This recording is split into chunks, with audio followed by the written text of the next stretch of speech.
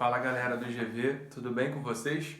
Aqui quem fala é o Gustavo, professor de História, e hoje nós teremos uma aula sobre o fim do Império Romano e o surgimento da Idade Média. Bom, o Império Romano ele vai ter, durante os seus vários séculos, da sua história, uma história grandiosa e vasta, ele vai ter sempre um sentido de expansão.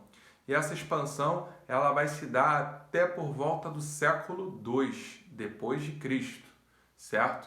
E quando chega ali por volta do século II depois de Cristo, eles param de crescer.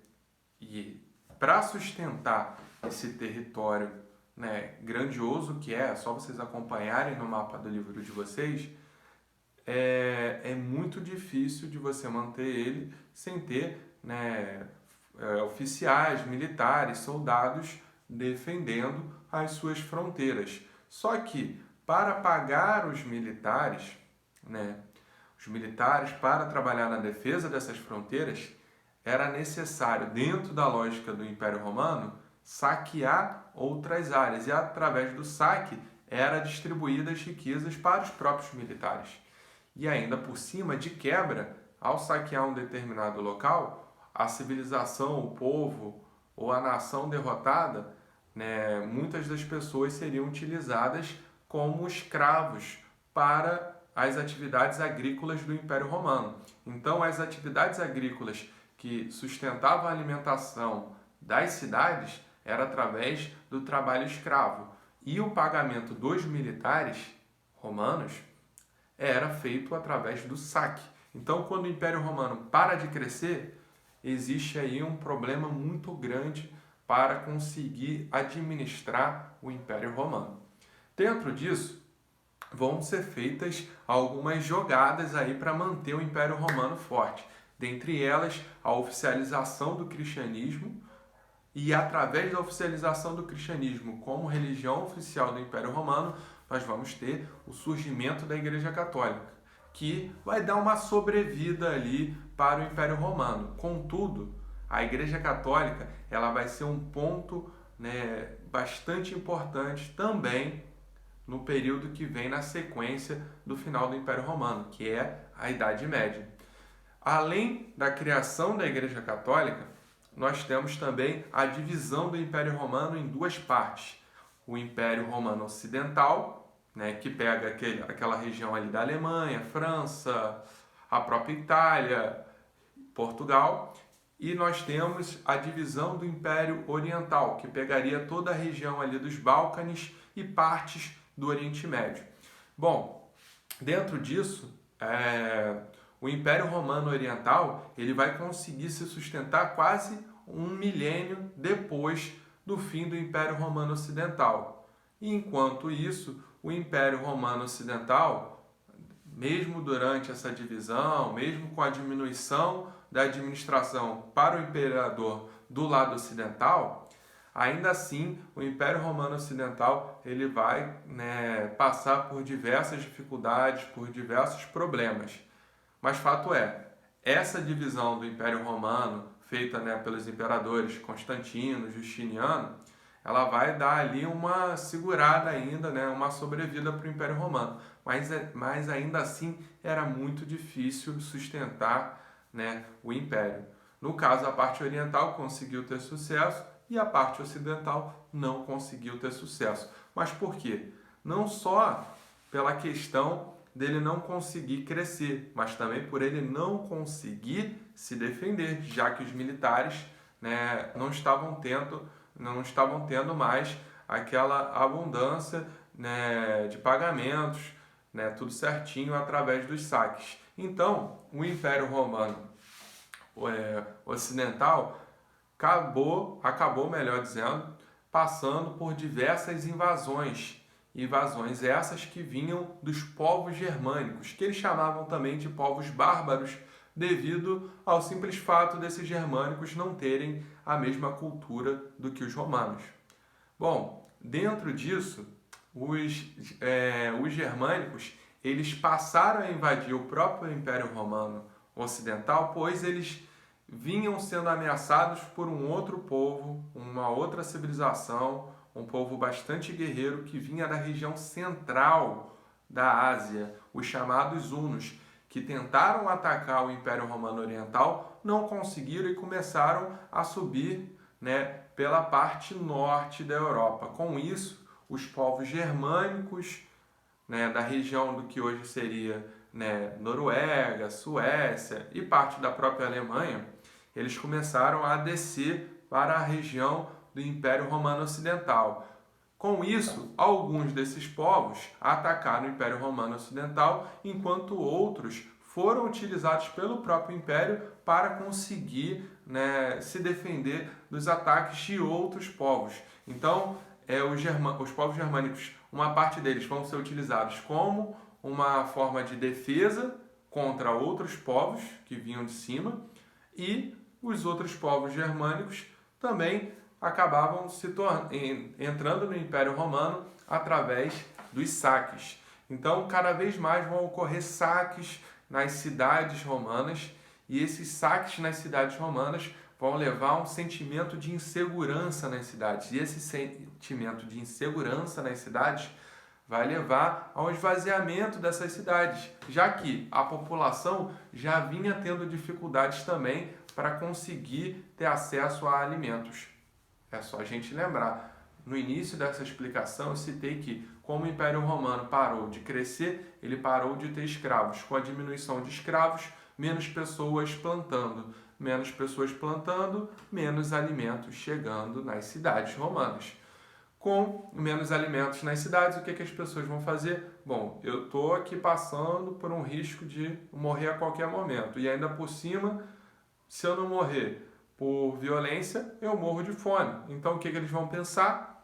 Eles vão começar a sair das cidades romanas e ir para o campo. E com isso, o Império Romano ele vai, né, se desfacelando, né? Porque as cidades romanas, que eram a alma, né, o coração do Império Romano, elas vão começar a se esvaziar. E aos poucos, cada vez mais os povos bárbaros vão conseguindo se aproximar da capital Roma, e quando a capital Roma é invadida, o Império Romano conhece o seu fim.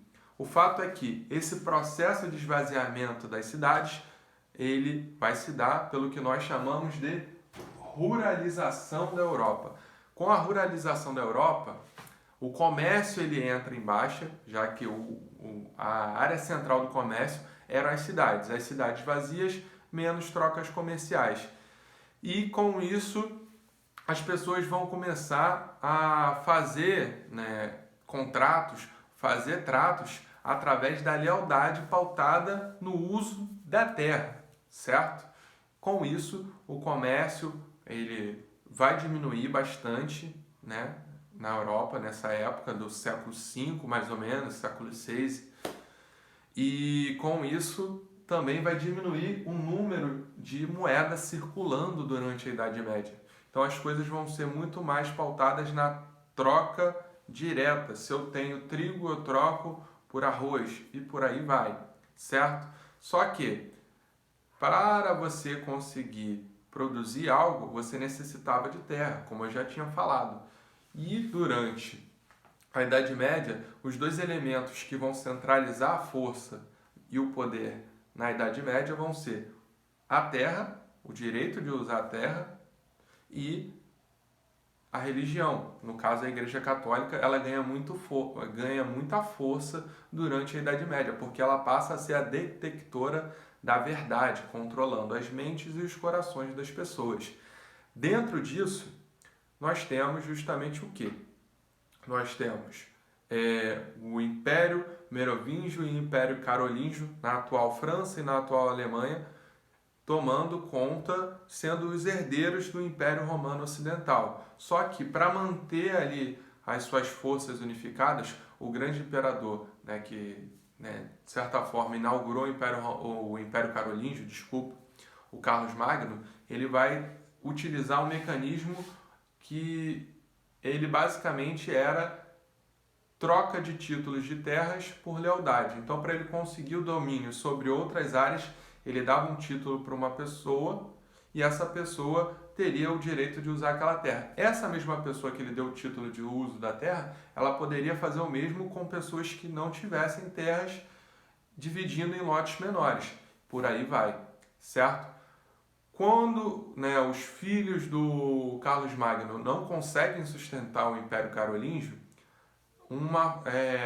na região ali da Europa Central vão se desfazer, né, os impérios, os reinos, e vão surgir cada vez mais a força dos feudos, né, que são, né, de certa forma,